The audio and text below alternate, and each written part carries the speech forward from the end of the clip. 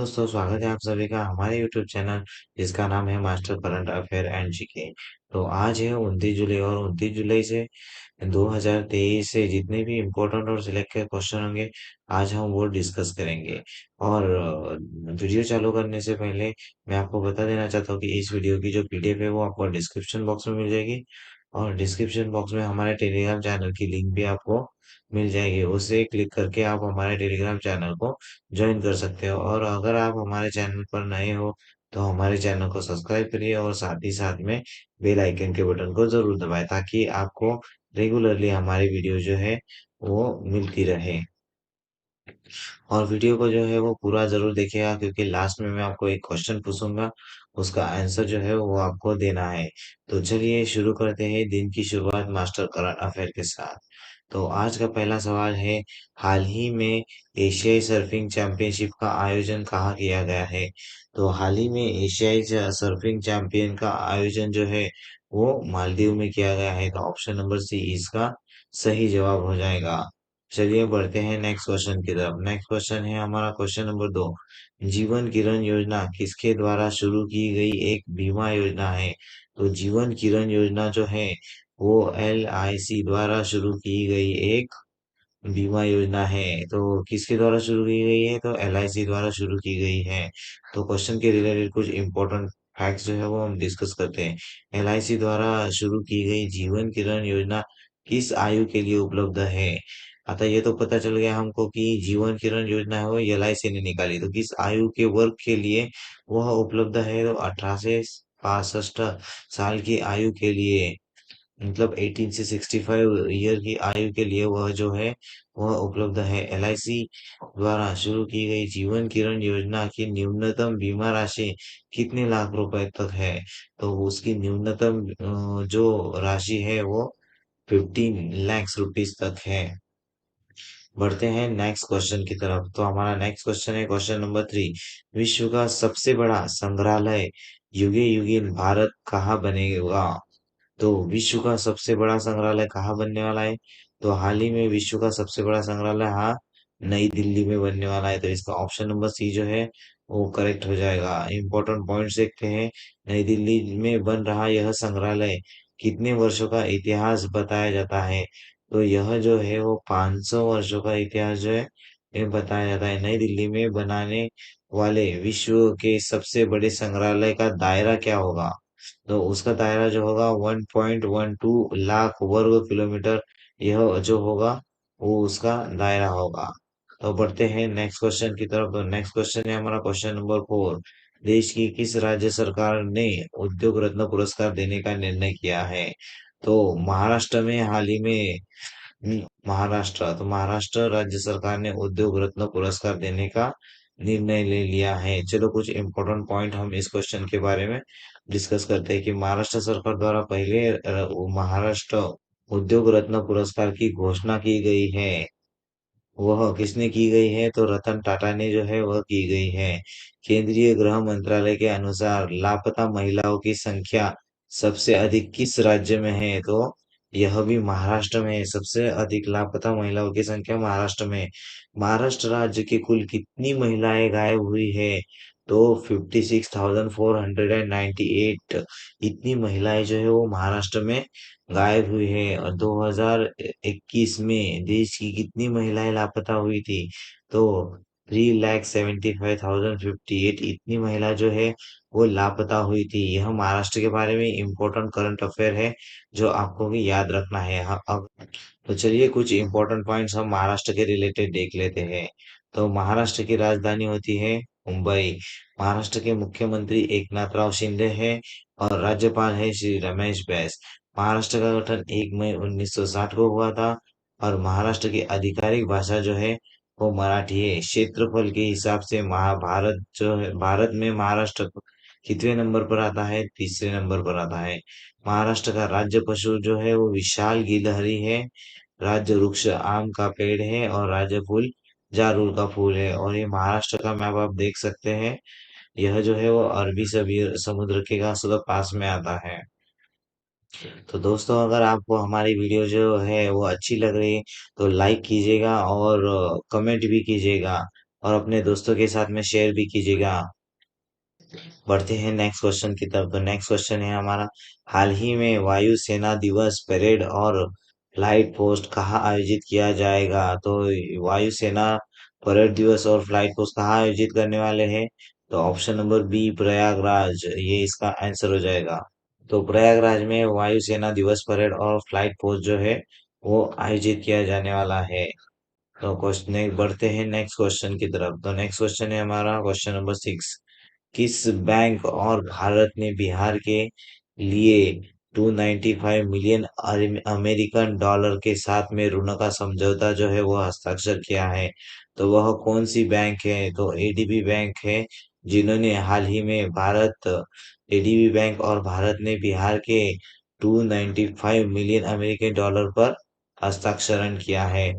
तो चलिए कुछ पॉइंट जो है इम्पोर्टेंट वो हम डिस्कस करते हैं कि एडीबी मतलब एशियाई विकास डेवलपमेंट बैंक, और केंद्र सरकार ने गुरुवार को बिहार में जलवायु और आपदा के प्रतिविधि एक डिजाइन सड़क तत्वों का लाभ लेके 265 किलोमीटर तक राज्य मार्गों को उन्नत करने के लिए 295 मिलियन अमेरिकी डॉलर से ऋणों का जो है वो उन्होंने समझौता किया है। और यह परियोजना सभी राज्य राजमार्गों को मानक और 2 लेन चौड़ाई को अपग्रेड करने के लिए सड़क और सड़क सुधार करने के लिए बिहार सरकार कार्यक्रम का समर्थन करेगी।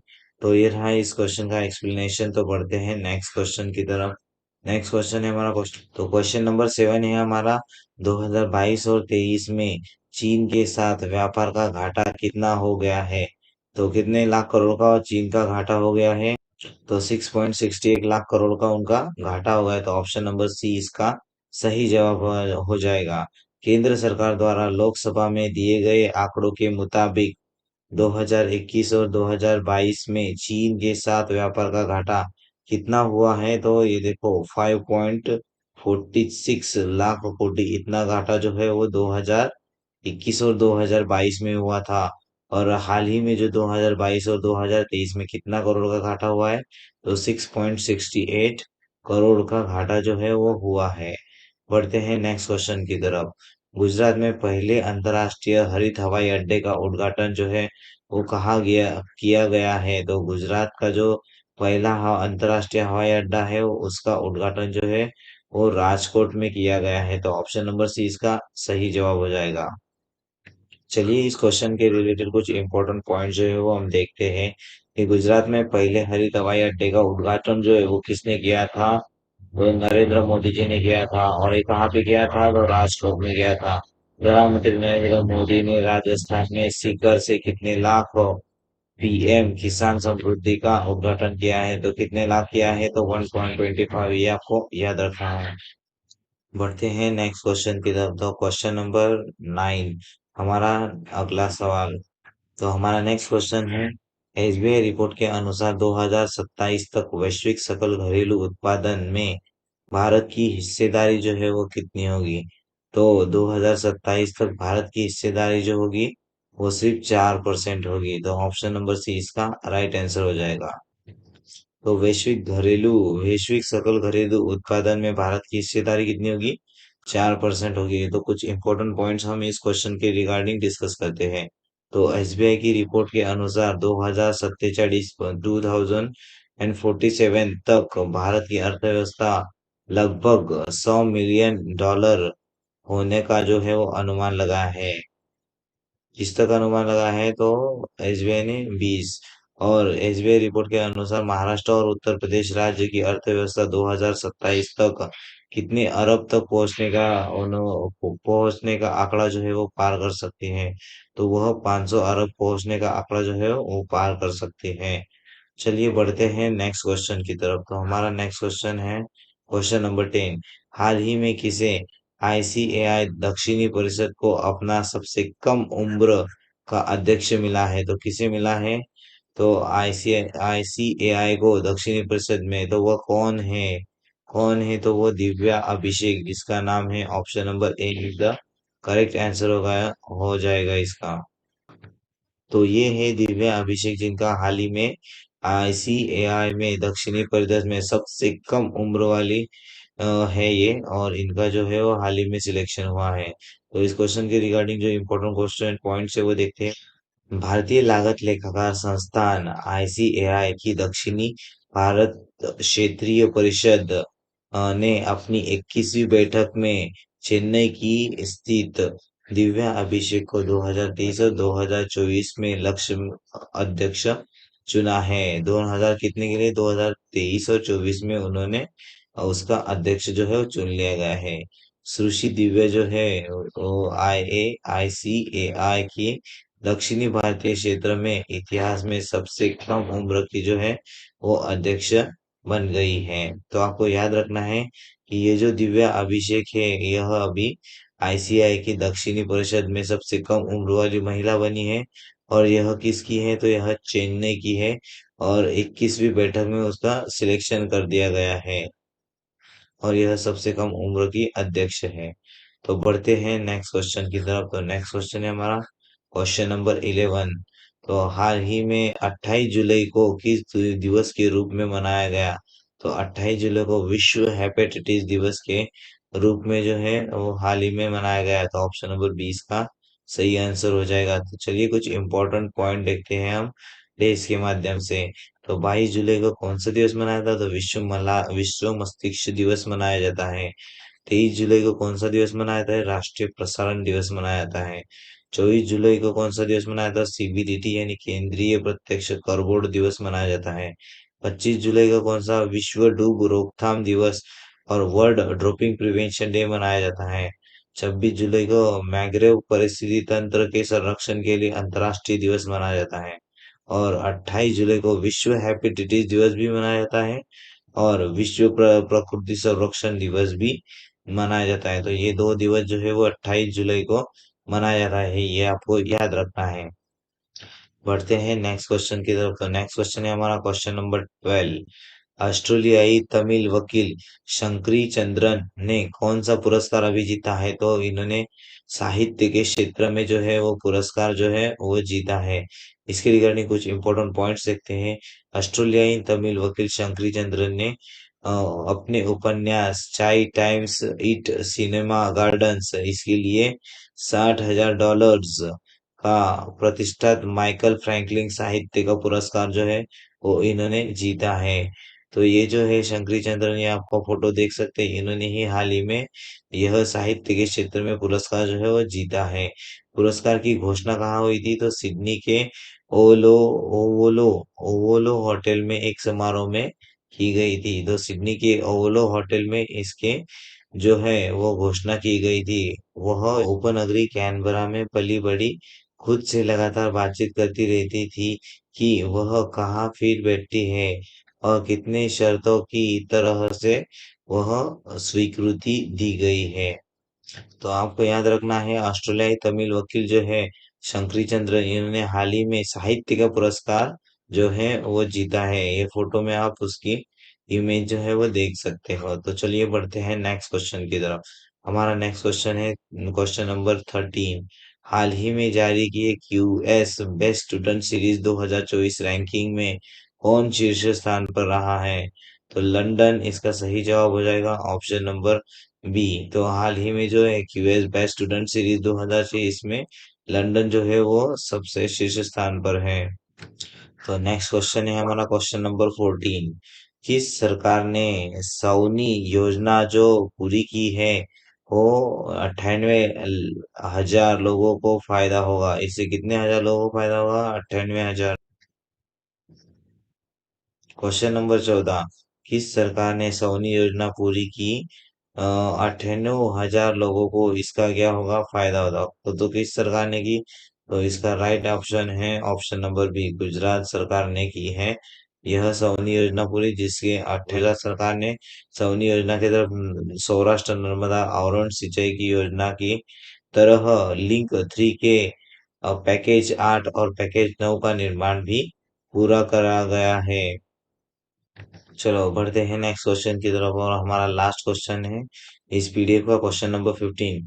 किस राज्य ने अग्रणी पहल डॉक्टर आपके गांव शुरू की है? तो डॉक्टर आपके गांव जो है वो किस राज्य ने चालू की है? तो ऑप्शन नंबर 20 का सही आंसर हो जाएगा कि जम्मू और कश्मीर ने डॉक्टर आपके पहल यह जो है वो चालू किया है।